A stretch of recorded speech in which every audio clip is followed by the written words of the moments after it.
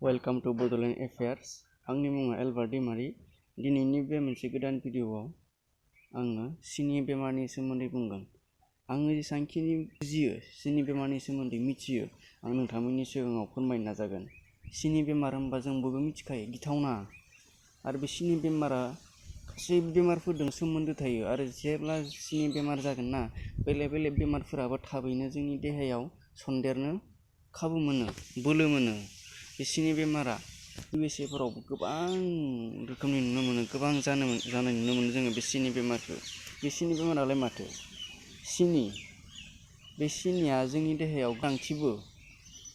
जेब्ला जों आदार जागोन जोंनि उदैयाव थांगोन, आदार जानायनि उनाव पानक्रियास होननाय मोनसे थागोन जोंनि उदैयाव। पानक्रियासआ बे सिनिखौनो इनसुलिनानो बेखौ कनभार्ट खालामनानै एनार्जि महरै जोंनि देहायाव राननानै होयो। जेब्ला जानायनि उनाव बेखौ बे आदारखौनो सिनि महराव कनभार्ट खालामगोन। जेब्ला कनभार्ट खालामगोन बेखौ जोंनि थैयाव राननानै हरगोन, बे इनसुलिना हरगोन रानना हरगोन। जेब्ला बे इनसुलिना राननानै हरनो हाया जागोन, इनसुलिन प्रडाक्सना खम जागोन जोंनि देहायाव। इनसुलिना मोनसे हरमन। बे इनसुलिना जेब्लानाखि थिगै थाबाय थागोन जोंनि देहायाव, हाजार गोदै जाबाबो जोंनि देहायाव सिनि बेमार जायाबो जानो हागौ। जेब्ला इनसुलिनानो जेब्ला फांसनखौ मोजाङै खालामबाय थाखायोना जोंनि देहायाव, बेनि थाखायनो सिनिबा जेब्ला जों आदार जायोना, बेखौ सिनि महरै जेनेबा जोंनि देहायाव एनार्जि साप्लाइ खालामो, बोलो मोनगोन जोङो। बेखायनो सिनिया जोंनि थाखाय गोनांथिबो, जोंनि देहायाव नाङाबो नङा। नाथायबा बाराद्राय जेब्ला जोंनि देहायाव सिनिया जाबाय, इनसुलिना बेखौ कन्ट्रल खालामनो हाला, अब्लानिया जोंनि देहायाव सिनि बेमार जागोन। मानि थाखायसो जायो? मानि थाखाय जायो साननो हागौ नोंसोरना? ओरैनो थाबाय थानाय, जायफ्रा ओरैनो थाबाय थायो, हाबा मावा मा मावा, बेफोरबायदि मानसिनियाव सिनि बेमारा जानो थाबैनो खाबु मोनो। बिदि नङा जेन हाबा मावबानो जाया, बिदिबो नङा। हाबा मावनायनियावबो जागोन, नाथायबा हाबा मावैफोरनियाव बांसिन नुनो मोनो। USA फोरबायदियाव बिसोर खामानि मावा, आराम थाबाय थायो। बिसोरनि खामानिफोरा मावोब्लाबो आराम खामानि। फुड एक्सेस, जायफोरा गोदै बांसिन मोजां मोनो, सुइट जानाय, बेफोरबायदिनियावबो थाबैनो बे सिनि बेमारा जागोन। अबेसिटि, जायफोरा लदा लोदो, बेफोरबायदि मानसिनियावबो सिनि बेमारा थाबैनो जायो। बेखायनो जों लदा जानो नाङा, एसे खमाय गावखौनो। बेलेन्स डाइट जा। स्ट्रेस, टेनसन थाबाय थानाय, थाबाय थाबाबो जायो होननानै मेडिकेलि जोङो मिथिनो मोनो। टेनसन थाबाय थानो नाङा, सिन्था खालामनो नाङा, बिन्दास लाइफ जिउ। फेमिलि हिस्ट्रि, जेनेबा सिगांनि सोरहाबा सिनि बेमार थाखानाय, बेफोरबायदिनियाबो जोंनि देहायाव जेनेबा फरफादारनिफ्राय आरो सिगांनिफ्राय जोलैहालागै फैनो हायो, बिदिबो मोनसे मेडिकेलि जों मिथिनो मोनो। इनक्रिजिं एज, 45 एजनि गोजौ, जायहा 35 बोसोरनि बैसो जाबाय, बिथांमोननि रोखोमनि मानसिनियाव बांसिन नुनो मोनो बे सिनि बेमारखौ। बोराय अबस्था, सिनि बेमार, इनसुलिन प्रडाक्सन खालामनो हाला जोंनि देहायाव। इनसुलिना हरमनानो जेनेबा खामानियानो एसेबां मोजां होला, अब्ला सिनिया जोंनि देहायाव बारा जासिगोन, सिनि बेमार जासिगोन। बे सिनि बेमारानो ना मोनथाम रोखोमनि दङ। टाइप 1, टाइप 2, इनसुलिन डिपेन्डेन्ट, नन इनसुलिन डिपेन्डेन्ट। टाइप 1, टाइप 2, जेब्ला इनसुलिना थिगै थागोन ना, इनसुलिना थिगै थाबाय थायोब्ला बेयाव हेल्दी इनसुलिनाबो प्रडिउस जाबाय थाबाय, इनसुलिन रिसेप्टराबो मोजाङै जाबाय थाबाय। जेब्ला इनसुलिनानो थिग गैला, पानक्रियास फेलार टु प्रडिउस इनसुलिन। जेब्ला जोंनि पानक्रियास, जोंनि उदैयाव थानाय बे पानक्रियासआ इनसुलिन प्रडाक्ट खालामनो हाला, अब्ला बे इनसुलिनखौ जों कन्ट्रल खालामनो हाला, माबाखौ सिनिखौ, बे इनसुलिना, अब्लानो जोंनि देहायाव सिनि बेमार जागोन। टाइप 1आ फेलार जास्रागोन, दिहुननो हाला। बेखौ बांसिन जों नुनो मोनो, उन्दै गथ'फोरनियाव नुनो मोनो, 7 बोसोरफोराव नुनो मोनो। मानि थाखाय जायो होनबा, भाइरासफोरनि थाखाय जागोन, इनफेक्सनफोरनि थाखाय जागोन, जेनेटिकफोरनि थाखाय जागोन। बेफोरनि थाखाय बे टाइप 1खौ नुनो मोनो। नैबे टाइप 2आ जाबाय, टाइप 2आ बांसिन जाबाय थानाय नुनो मोनो गोबां मानसिनियावनो। इनसुलिना प्रडाक्ट खालामगोन, इनसुलिनाबो जोंनि देहायाव ओंखारबाय थागोन, इनसुलिन हरमना, नाथायबा बेसांखिनि नांगौ थोजासे रोखोमनि ओंखारनो हालाना, बिनि थाखायनो सिनिया बारा जासिगोन। इनसुलिनाबो ओंखारगोन, ओंखारनायालाय खम।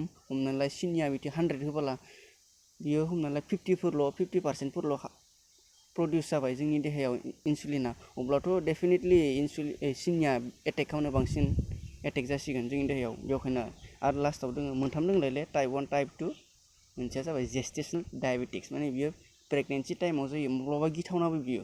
हमनानै आंहा जेनेबा सोरहाबा सिगाङाव गैयामोन, नाथायबा प्रेगनेन्ट जाबाय, जेब्ला गथ' लानो नामायबाय, बे टाइमाव बे सुगारा बे टाइमावबो नुजायो। बे जेस्टेशनेल डायबेटिक्स होननानै बुंनो हायो बेखौ। जेब्ला साइन एन्ड सिम्पटम्स जेब्ला जों सासे मानसिया सुगार जागोन बेनियाव मा लैखोनफोर नुजागोन लैखोनफोरजोंबो जों हमनो हायो खायफाखौ लैखोन फ्रिकुवेन्ट इउरिनेशन पलिइउरिया होननानै होनो पलिइउरिया मेडिकेल टार्मिनलजियाव खिन्थु थाबैनो मा थांबाय थागोन हासुनो थांबाय थागोन हासुनो ओंखारबाय थागोन थाबैनो दसेनो थांबाय दसेनो ओंखारबाय थागोन ओमफ्राय मा बुंदों ओंखाम उखैबाय थागोन आरो दै गांबाय थागोन पलिडिप्सिया पलिफिजिया होननानै बुङो बेखौ दै गांबाय थागोन बारे ओंखाम उखैबाय थागोन एक्सट्रिम फेटिक बारुरु मोनगोन गावखौनो जेब्ला नोङो सुगार जागोन सोरनियावबा सुगार जानाय ब्लाड भिजन लासैनो मा डेभेलप जाबा सुगारा जों मेगननिफ्रायबो नुनो हानाय गोहोआबो खमायलाङो उनथिं नुलाङो नोंसोरो मेगनाबो खाना जाहैनो हागौ रेटिनोपैथी होनोबा बे जायफ्रा नार्भ सेल्स दङ जोंनि रोदाफोरा मेगनाव कानेक्ट थायोना बे थैलांस्रायो ओमफ्राय जोंनि देहाफोराव फिसा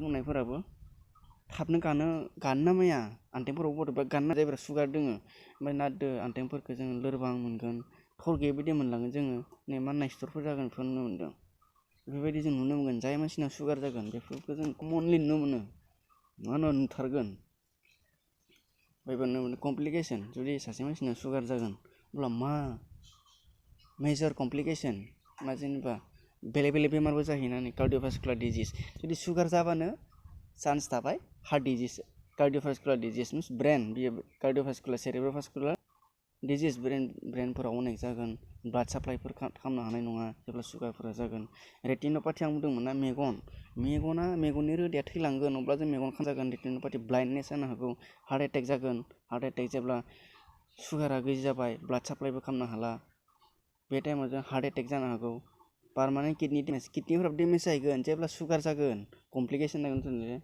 पेरिफेराल निउर'पैथी जागोन diabetic food infection diabetic food सोरहाबा आन्थेंखौनो हास'नो गोनां जाथारो आन्थें हास'नो आं देग नुनाय मेडिकेलनि मानसि जेनेबा आं देग नुनाय एम्फौ जालांगोन आन्थेंफोराव फिसा बेखायनो जों आन्थेंफोरखौ साफा लाखिनांगौ आसुगुरफोरखौ हाबाय था मोजाङै दै गुदुंफोरजों मोजाङै सुनानै साफा लाखि हाजार खामानि मावबाबो साफा लाखि नङाबा बेफोरबायदि गिथावना बेमारफोरा थाबैनो जागोन जों मारैखौ होबथानो हागौ जेनेबा हमथानो हागौ ना एसेबांथ' बेखौ जोङो नाथायबा सोखानो हाया दे प्रिभेन्सन इज कियर बेटार देन कियर होननानै बुंनो हायो बे बेमारनि सोखानायानो गैया नाथायबा जोंखौ कन्ट्रल खालामनो हागोन नोंनि लाइफखौ कन्ट्रल खालामनो हागोन हमनानै ला जोङो एक्सारसाइसफोर खालाम फुंफोराव दसेबाबो वेटफोरा गैजोबा खमाय सोरबा वेट गोनां मानसिया जादोंबा खमायनांखागोन डेफिनेटलि खमायनांगोन बेल' ओमफ्राय हेल्दि डाइटफोर जा जि डाइटफोरखौ जानांगौ बेखौ जाबानो जाबाय कार्ब'हाइड्रेटफोरा बेसेबां मोजां नङा स्मकिंफोरखौ गारनांगोन सोरबाफोर सोबग्रा मानसिया जादोंबा जांक फुडफोरखौ जानो मोननाय नङा फिस बेबायदि अनेक स्पाइनेस बेबायदि अनेकथा बायदिफोरखौ जानो हानाय नङा दैफोरखौ लोंनो एलक'हलफोरखौ लोंनो मोननाय नङा फाइबारफोरखौ जा थालिरफ्रा फाइबार डाइटआव गोलैयो स्ट्रेस जादोंबा दुखुफोर जाबाय थायोबा गावखौनो होमब्ला बेफोरखौ जों खालामनाङा स्ट्रेस जानाङा प्रेसारफोर दंबा खमाय सुगार जायफोरा सिनि मोजां मोनो सुगारफोर जास्रानाङा सुगारफोरखौ जाथों जों बेफोरबायदि खालामनानै जोंनि बेमारफोरखौ जों होबथानो हागौ सोखानायाबो जों कन्ट्रल खालामनो हागौ ना आराम बेलेन्सआव थानो हागोन जोङो होमब्ला जोङो बेफोरबायदि खालामनानै जोंनि बे सुगार बेमारखौ जों होबथानो हागौ माने एन्टि डायबेटिस ड्राग्सफोर होनो हागौ साल्फोनाइल इउरेस होनना बुङो साल्फोनाइल इउरेसआ मर इनसुलिन जेब्ला जों बे साल्फोनाइल इउरेसखौ जागोन अब्ला इनसुलिन प्रडाक्सना गैजि जागोन